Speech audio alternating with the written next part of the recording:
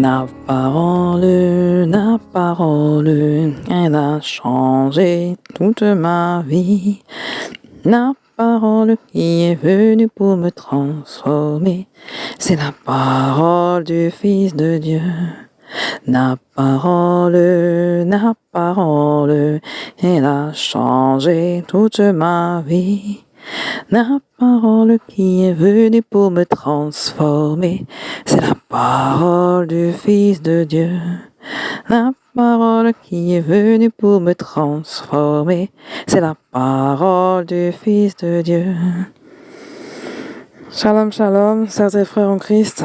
Je viens témoigner des bienfaits du Seigneur. Je suis la sœur Stéphanie, j'ai 35 ans et j'habite en France. Et je rends grâce à Dieu pour ma vie. Car c'est seulement par sa grâce aujourd'hui que je suis encore en vie. C'est grâce à sa compassion infinie. Et j'expliquerai cela plus tard. Seigneur de gloire, je remets ce temps de témoignage entre tes mains, sous ton contrôle. Et que tout esprit malin qui va venir perturber ce programme soit paralysé, lié et chassé dans les lieux arides.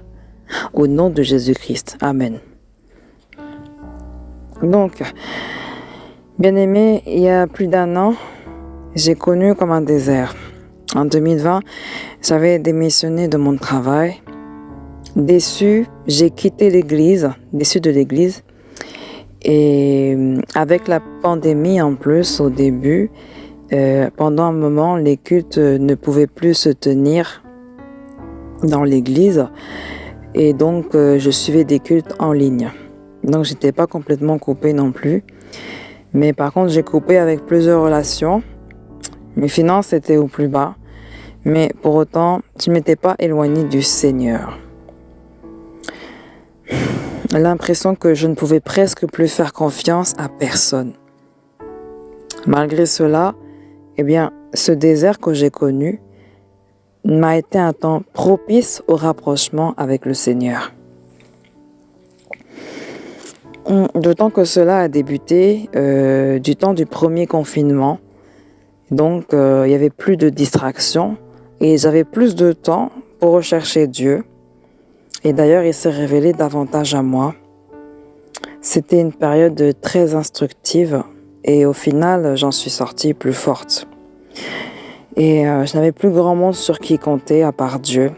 En tout cas, c'est l'impression que j'avais. Et je l'ai cherché à travers sa parole. Je me suis passionnée par les choses de Dieu, pour les choses de Dieu. Et mes yeux spirituels s'ouvraient de plus en plus. Et bien sur plusieurs réalités spirituelles cachées que je ne voyais même pas avant. Et je marchais dans la sanctification. Je jeûnais, je priais. Et ce qui, je pense, cette sanctification aussi a pu favoriser mon rapprochement avec Dieu. Ma communion avec lui a été renforcée. Et je ne regardais même plus la télé, quasi plus la télé. Et même aujourd'hui, je ne la regarde plus du tout. Le Seigneur m'a totalement délivrée de la télé. Et donc à l'époque, j'avais déjà une onction pour le chant. Donc, et pendant ce temps de désert-là, il y a une autre onction qui s'est imposée à moi. Ça se manifestait, comme un feu dans la gorge. Voilà. Et donc, ça se manifestait de temps en temps. Et au début, je n'avais pas compris que c'était une onction pour prêcher l'évangile. Et j'ai cru que lorsque ça arrivait, il fallait que je prie pour quelqu'un, que je prie pour un proche. En direct. Mais plus tard, j'ai compris. Alors qu'auparavant, je m'étais dit que en voyant des vidéos d'évangélistes prêcher dans les trains, sur Internet, quand je regardais les vidéos, je m'étais dit, j'espère que le Seigneur va pas me demander de faire ça. Parce que je m'en sentais incapable. Moi qui suis plutôt de nature discrète et réservée, et pourtant Dieu l'a fait. Oui. Il m'a investi d'un esprit d'assurance et d'audace. Et le feu de l'onction était tellement fort dans ma gorge, que je ne pouvais plus le contenir, frères et sœurs. Alors que j'étais dans les transports en commun ce jour-là, je ne pouvais plus résister à l'action du Saint-Esprit en moi. Et j'ai donc commencé à exhorter les gens avec force et assurance à croire au Seigneur Jésus-Christ. J'ai commencé à prêcher l'évangile de la repentance. Oui, je me suis levée et j'ai parlé au nom du Seigneur. Dans les gares, dans les rues, dans les trains. Rendez-vous compte de l'exploit que c'était pour moi. Cette puissance-là qui m'habitait, waouh! Vraiment, j'étais une autre personne. Et après coup, j'étais même choquée de cet exploit-là que j'avais fait. Et en même temps, n'avais pas trop le choix à l'époque parce que j'ai compris que si je ne le faisais pas, ma vie allait rester bloquée. Et si je voulais que le Seigneur me serve, je devais d'abord le servir. Bon, en même temps, j'étais quand même contente d'avoir réussi à dépasser mes limites.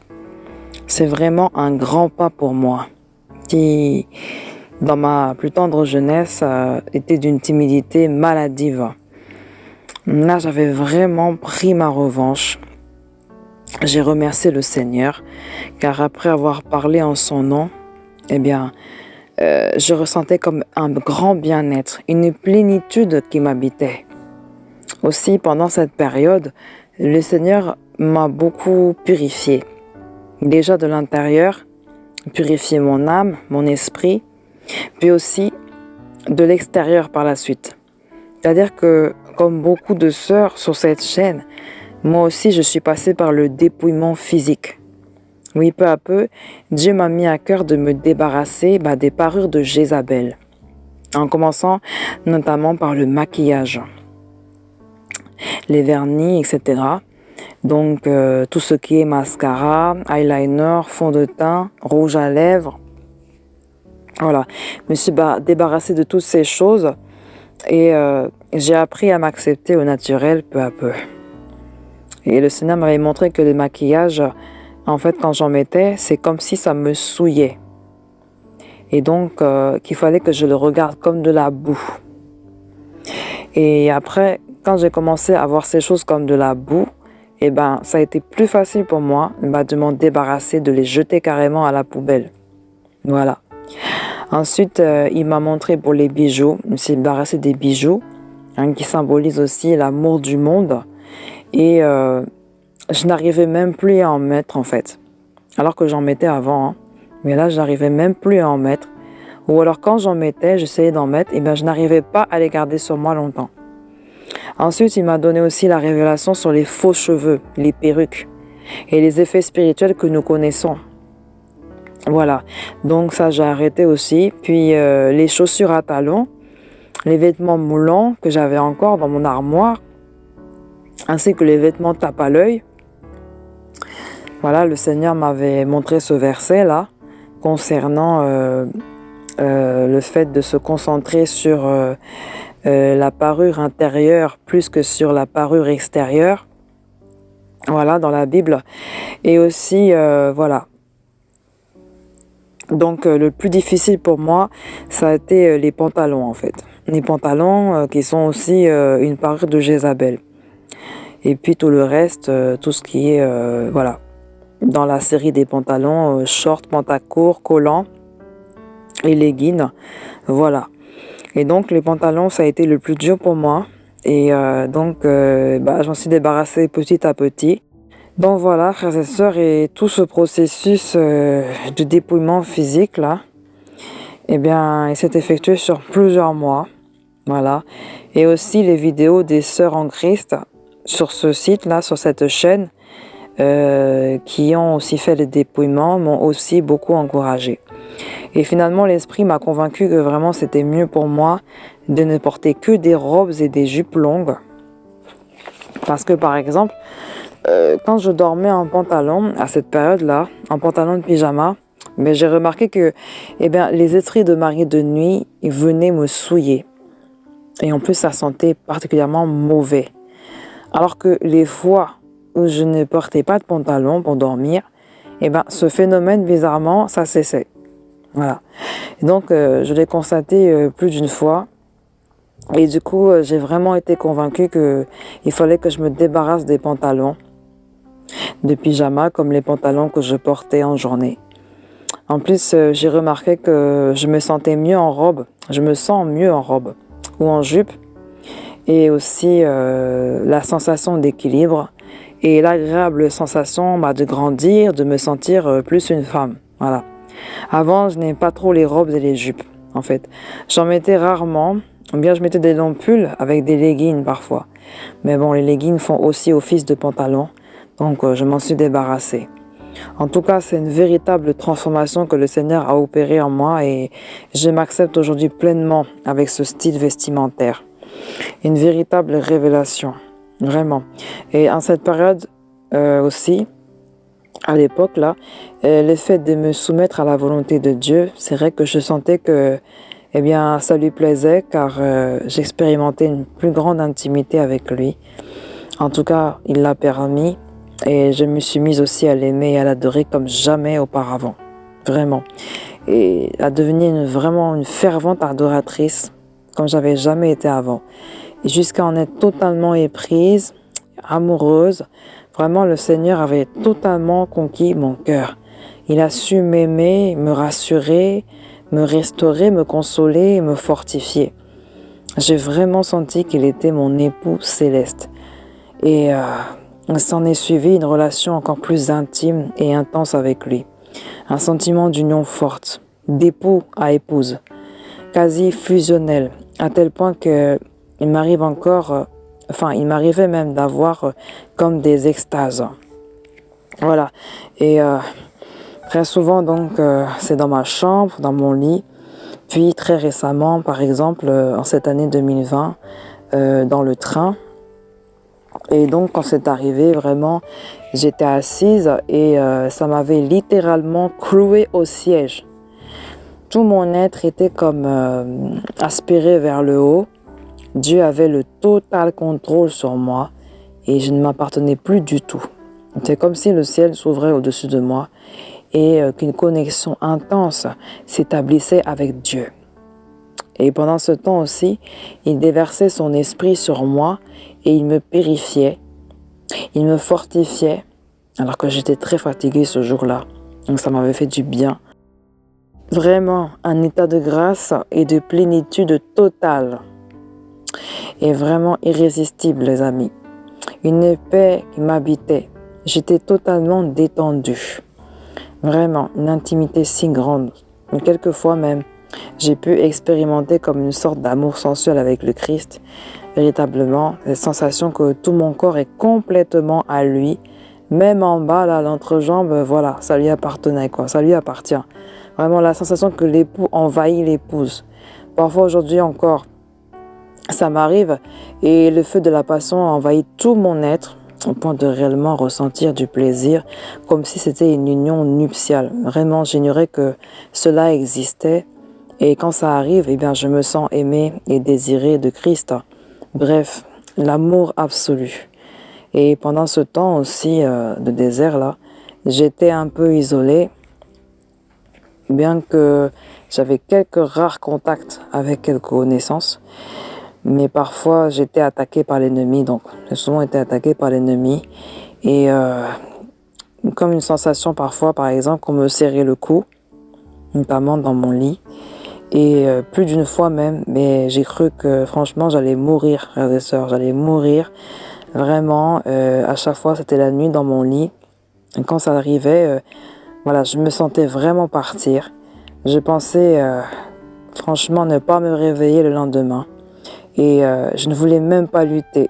Mais le Seigneur, dans sa bonté infinie, eh bien, il n'a pas permis que je meure. Oui. Et les fois suivantes, plus d'une fois, eh bien, toujours dans le lit, voilà, je sentais comme si on me tuait. Et vraiment, je pensais que c'était la fin. Je pensais vraiment mourir. Je partais pour de vrai. Mais à chaque fois, je me réveillais étonnamment en vie. C'est seulement grâce à Dieu. Quelque part, je souhaitais partir vraiment et rejoindre les cieux aux côtés de Christ, tellement j'en avais marre.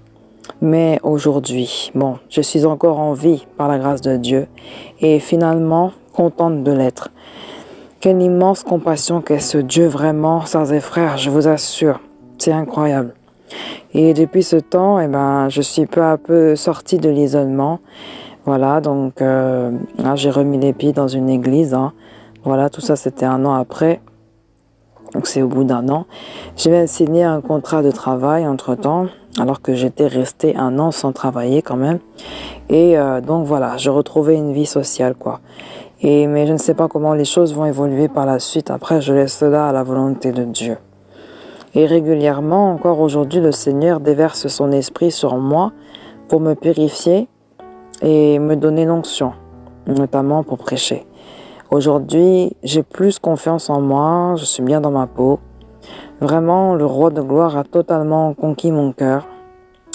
Et plus que jamais, aujourd'hui, je suis attachée à lui. Vous rendez-vous compte, sœurs et frères, de l'immense honneur et privilège que c'est que d'avoir l'amour et la faveur du roi des rois. Vous êtes des privilégiés en fait, avec une place de choix dans son cœur. Rappelez-vous cela quand ça ne va pas. Si l'on n'était pas aussi précieux aux yeux du Seigneur, le diable ne nous combattrait pas autant. Voilà. Donc, véritablement, voilà, aujourd'hui, vraiment, je ne peux plus me passer de son amour, de sa présence. Je me laisse enivrer par son amour, sa douceur. Et vraiment, le Seigneur est tellement bon. Et malgré mes doutes, mes questions, mes erreurs, mes égarements, il ne m'abandonne pas. Il est toujours fidèle. Il est toujours fidèle. Donc, il n'a pas menti dans sa parole quand il a dit qu'il sera avec nous tous les jours. Véritablement. Donc, voilà, sœurs et frères, demeurons dans la sanctification. Attachons-nous plus que jamais au Seigneur. Obéissons à ses instructions. Demeurons dans sa parole. Et servons-le. Servons-le. Car nous avons notre part du contrat à faire. Si nous voulons être servis, si nous voulons être exaucés, c'est à nous aussi de le servir, de faire notre part. Voilà. Et donc, soyons remplis de lui, de sa parole, et pour ne pas laisser de place aux démons, parce que la nature a horreur du vide. Alors, agissons de manière à être remplis de lui, voilà, le plus souvent possible, et aussi donc nous attacher corps, âme, esprit et cœur, vraiment tout notre être entier au Seigneur. Ainsi, nous serons beaucoup plus forts devant les tentations de ce monde, ainsi que moi-même, j'ai pu en connaître, notamment cette année, notamment, voilà, donc à l'extérieur. J'ai connu vraiment des fortes tentations, notamment sexuelles. Voilà, donc c'est comme si, voilà, des fortes attirances, attractions, c'est, voilà. Mais par la grâce de Dieu, franchement, voilà, quoi, j'ai tenu. Je suis restée attachée au Seigneur. Dieu n'a pas permis que je cède, que je succombe à ces tentations. Et vraiment, une fois que c'est passé, vraiment, on est content. Et je remercie le Seigneur de m'avoir donné la force de résister, de ne pas être tombée dans le piège de Satan. Parce que j'ai compris que vraiment le Seigneur m'a dit que l'ennemi allait chercher à me détruire par le péché sexuel. Alors que j'ai été délivrée de ça depuis longtemps déjà. Mais par la grâce de Dieu, je n'ai pas succombé. Bon, en tout cas, voilà, soyez bénis. Merci d'avoir écouté mon témoignage jusqu'au bout. Et que toute la gloire revienne au Seigneur. Qu'il vous bénisse et vous garde. Amen.